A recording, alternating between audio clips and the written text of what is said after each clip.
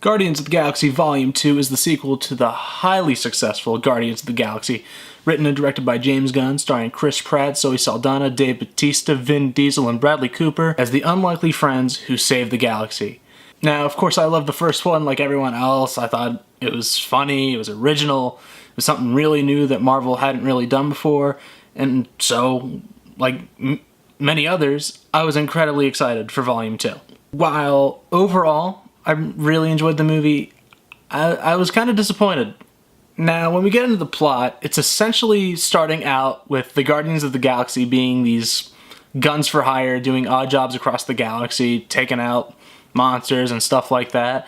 And they're hired by these gold people that kind of suck a lot. Like, every time they're on screen, I'm just like, can we please do something else? These are the worst people imaginable. They hold no interest for me. I want them to go away, please. Now, Rocket steals something from the gold people. The gold people chase after them, and they crash land on this planet where they meet Ego and Mantis. Ego is, of course, being played by none other than Kurt Russell, and I mean, he's great. He's Kurt Russell. He's amazing. He's charismatic. He's funny.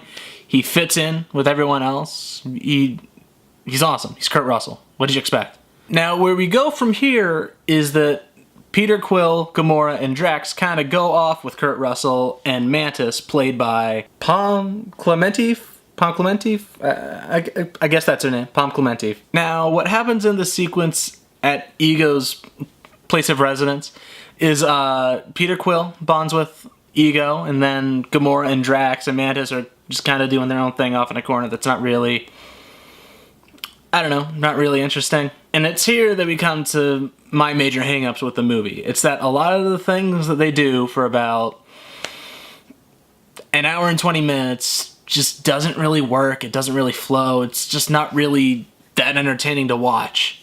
Now, is it still funny, and do the actors still have a lot of chemistry? Of course. We all saw it from the first one.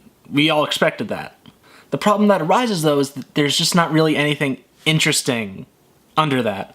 It's just a bunch of people making jokes for about an hour and a half, which is, it's fine. It's good. But, like, the greatness that was Guardians of the Galaxy, not really. Rocket and Groot got picked up by Yondu and some of his crew, and there's a whole thing with that, but it's, once again, just not really that attention-grabbing. End of the day, I wasn't like, oh, this is great, this is amazing, I'm really glad that this is what we're doing. I was just kind of sitting there like, oh, so we're gonna do this. This is what I waited years for. This is not great. Pretty not great is what I'd say. But, you know, it is what it is. And, you know, Nebula's back. That's about it. She's there. She's about as important or interesting as she was in the first one. Her and Gamora have a little thing, but it's also just not really that great. So for about the first 2/3 of this movie, we're essentially doing like a freeform jazz space comedy movie, which, if it works for you, fine.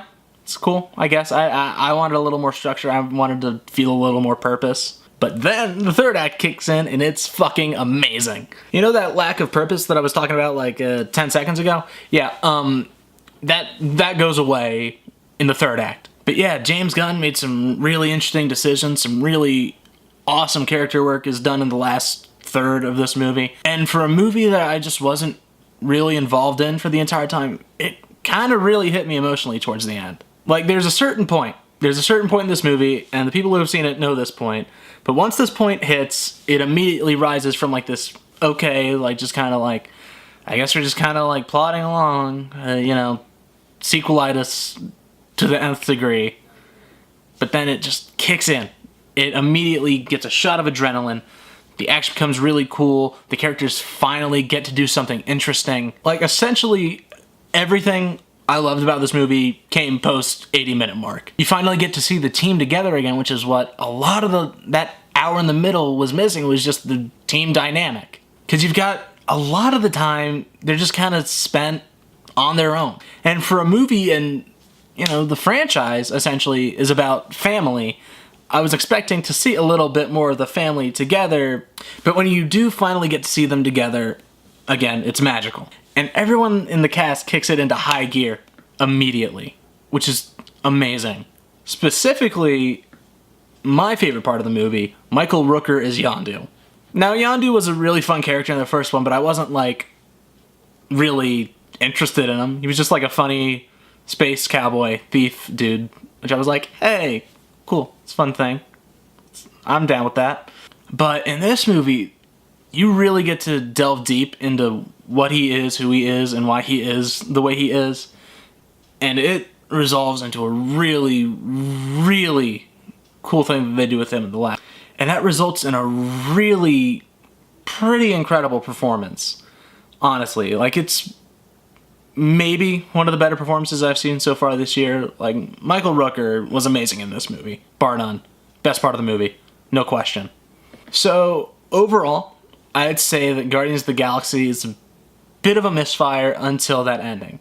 Once the ending hits, you're immediately reminded of, oh, this is why I bought a ticket. This is why I originally loved the first movie. Now, once again, I'm not saying that the first 2/3 aren't funny. They are. James Gunn and everyone else involved are funny people, and they're gonna get some laughs. But it just wasn't that enthralling at really any point for the first 2/3. I was really just beside myself, like, what are we doing? What's the point? Why are we here this long? Like, what? We could be doing so many other things. Why are we doing this? But then the third act comes in and saves the whole thing and makes it what I think is a good movie. You know, it's not perfect by any means. I don't think it's a better movie than the first one in any respect whatsoever. And, you know, I don't want it to come out that I didn't have fun with the movie. I did have fun with the movie. I think it's a good enough kickoff to the summer. You know, you get the big bucket of popcorn, you go in, you'll have a good time. I have no qualms about that, but I wish it just had a little more in it for the first 2/3 of it, and then I think I would have been fine.